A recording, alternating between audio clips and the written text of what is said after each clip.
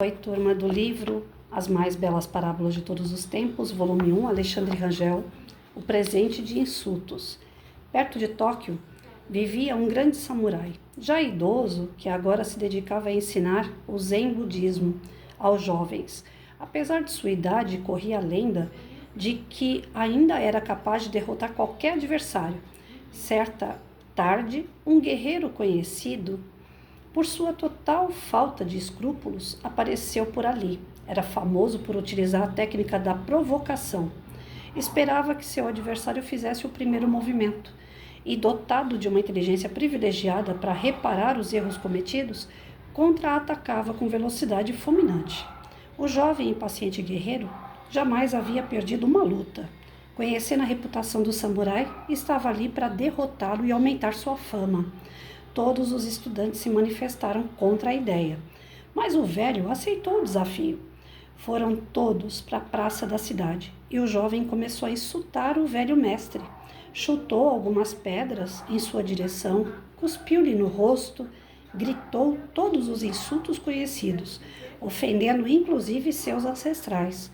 Durante horas, fez tudo para provocá-lo, mas o velho permaneceu impassível.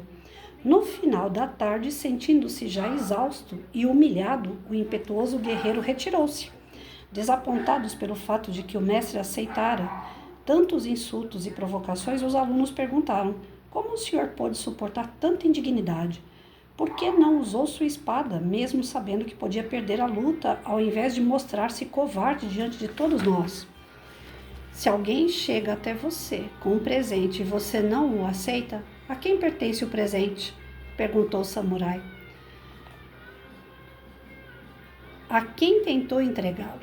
Respondeu um dos alunos. O mesmo vale para a inveja, a raiva e os insultos, disse o mestre. Quando não são aceitos, continuam pertencendo a quem os carregava consigo. Nossa, hoje parece que o dia amanheceu com esse tema, inveja. Desde manhãzinha que eu tenho conversado com pessoas a respeito disso. Já fiz leituras hoje referente ao mesmo tema.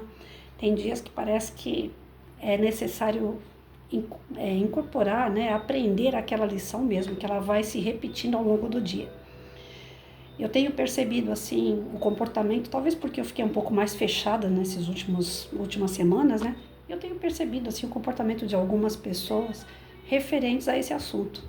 A inveja, o ódio entre pessoas, entre religiões, a intolerância, o desrespeito, aquela coisa da pessoa ser muito egoísta, dela pensar em si própria e às vezes fere o outro, até sem perceber ou por provocação, querendo instigar o outro a ficar no mesmo padrão de elevação como ele está se sentindo. Ele quer que o outro também se sinta, está ferido e quer ferir. Enfim, de fato, a gente só pega, aquilo que é bom para nós. O que não é bom, a gente deixa com o outro mesmo. É ele que vai carregar. A gente não precisa dividir a bagagem. Nós estamos no meio de pessoas, na convivência com outras pessoas, é para a gente evoluir, é para a gente aprender e crescer. E não o contrário. Ser inferior, cometer erros, a gente já nasceu simples e imperfeitos. Mediante a nossa imperfeição, a gente já tem uma série de coisas ruins com a gente. E ainda vai pegar o do outro? Não. A gente tem que dar um jeito de dar fim nos nossos defeitos. Melhorar, se aprimorar de forma que a gente se torne, de fato, pessoas melhores, mais elevadas moralmente. Quando tem pessoas que querem tirar a gente do eixo, na verdade, só tira se a gente quiser. Eu não teria o mesmo sangue de barata e creio que a maioria de vocês, uma pessoa vai te insultar, vai te xingar, vai te ofender, vai te humilhar e você vai ficar ali só vendo a pessoa fazer isso sem tomar nenhuma atitude. Pela nossa imperfeição, nem que seja pela nossa defesa, a gente vai tomar uma atitude mediante o ocorrido. Não significa que se defendendo nós estaríamos fazendo mal à pessoa. Defendendo é proteger o nosso psicológico, o nosso emocional. Nós temos o direito de nos defender. O que não é aceito é que a gente se defenda prejudicando o outro tanto quanto ele nos prejudicou. Isso mostra que nós somos iguais ou pior do que aquele cara que está ali tentando tirar da gente o pior que a gente já tem. Então, com essas provocações, a gente tem que aprender a dar a volta por cima. A gente tem que aprender a sair dessas provocações sem se prejudicar de verdade. Porque se eu pego o lixinho que ele está me derrubando, eu carrego esse lixinho. Então, não. Eu tenho que pegar o lixinho do outro e saber reciclar. Transformar esse lixinho em algo bom. Nem que seja um exemplo para aqueles que estão me vendo. Sejam os nossos filhos, sejam os nossos alunos, porque já que eu uso esses textos num canal de educação, isso aqui serve muito para dentro da família, né? Quantos pais perdem boas oportunidades de mostrar ao seu filho a agir de forma mais correta através dos seus exemplos, né? Que muitas vezes são exemplos errados e o filho acaba seguindo aquele exemplo errado. Se uma vizinha ou um familiar tira o pai e a mãe do sério e eles retrucam e eles debatem, se agridem, como é que vai ser a educação dessa criança? Essa criança também vai ser assim, agressiva, resolvendo as suas situações nos tapas, nos gritos, né, nos escândalos, nos desequilíbrios. Então, não. Como pai, como mãe, a gente tem que estar mais vigilante ainda, porque nós somos exemplos aos filhos. O que a gente mostrar, o filho vai repetir isso na escola, no meio social, no seu desenvolvimento. Lá na frente ele vai repetir os mesmos erros dentro da sua nova família que ele vai conquistar, que ele vai criar. O professor, a mesma coisa. Se ele for um cara que debocha do diretor quando entra na sala de aula ou que briga com seu colega de trabalho e o aluno vê, o professor perde a moral. Porque depois quando um coleguinha brigar, né, os coleguinhas brigarem na sala de aula, o professor fala, não pode fazer isso.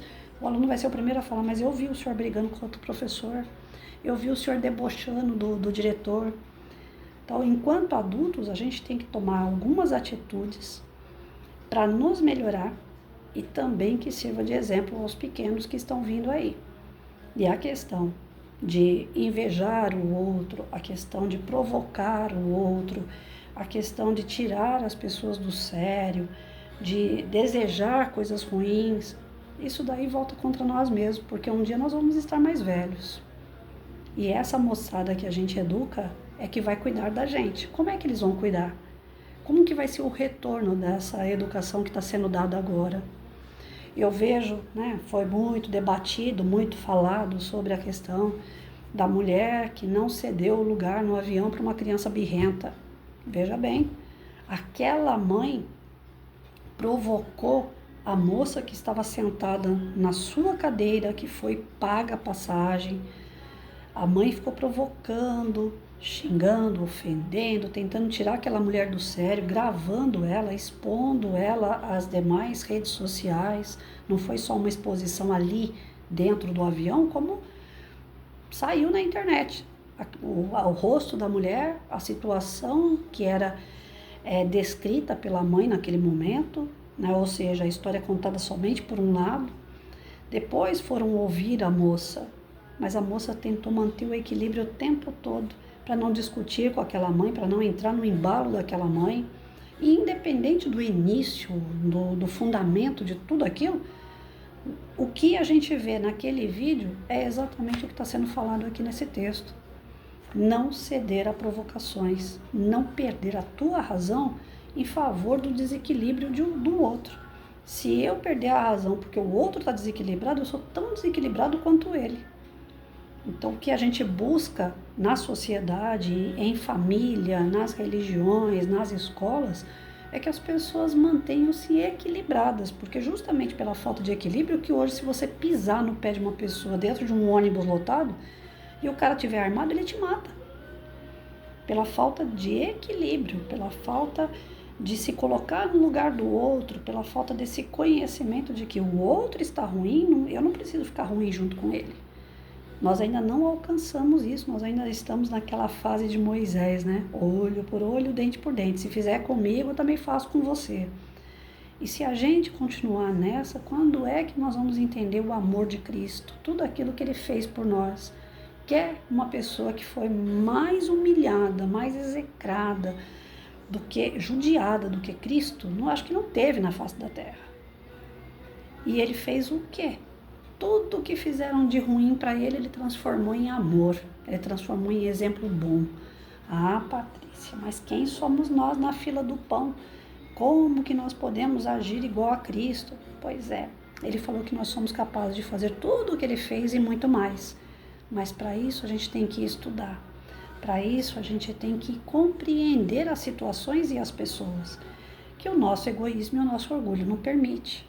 Então a gente tem que doutrinar esse egoísmo e esse orgulho para que chegue momentos picantes como esse, top, né?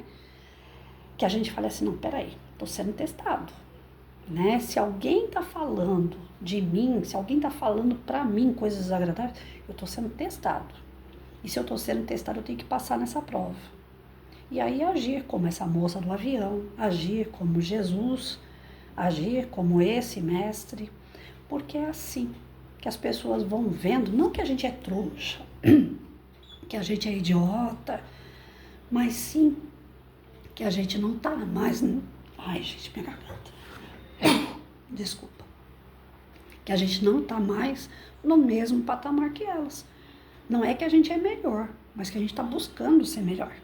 E isso, querendo ou não, envergonha o outro que está querendo tirar a gente do sério. Deixa ele talvez até com mais raiva, mas ele vai pensar, poxa, fiz tudo para prejudicar aquela pessoa não me prejudicou, aquela pessoa não retrucou. E aí, com o passar do tempo, aquilo serve de exemplo para a pessoa pensar 2 vezes antes de agir de uma forma animalesca. E sim, ela vai falar, não, e se eu fizer isso e me envergonharem de novo? Melhor eu mudar meu comportamento. Então vai servir de exemplo. O que nós precisamos ter é o equilíbrio, que muitas vezes nos falta, né? Porque a gente fala, sangue de barata eu não tenho. A gente vai querer pelo menos se defender. E na defesa a gente perde. Para o desequilibrado a gente perde. Porque ele, não, a não ser que sejam meios legais, né? Justiça, a gente vai buscar um advogado, aí existe todos os trâmites, mas naquele momento de embate, a gente perde para o desequilibrado. Uma que ele argumenta demais, outra que ele agride demais, ele acaba tirando a gente do sério. Então é melhor a gente não pilhar junto com ele. Eu falava sempre isso para os alunos. Professora, fulano na hora do recreio me chamou de filho da, né? Aí vocês sabem o que é. Aí eu falava para o meu aluno, eu falava, você é? Não, professora, então não é com você. Agora, se você falar para mim, sou, minha mãe é mesmo, isso daí, então é com você. Aí você dá um tchauzinho, fala, oi, tudo bem? Sou eu. Se não é, não liga, deixa falando sozinho. O cara fica realmente sem graça, vai chegar uma hora que ele para. Eu nunca peguei apelido na escola. Me apelidaram de tudo que vocês podem imaginar.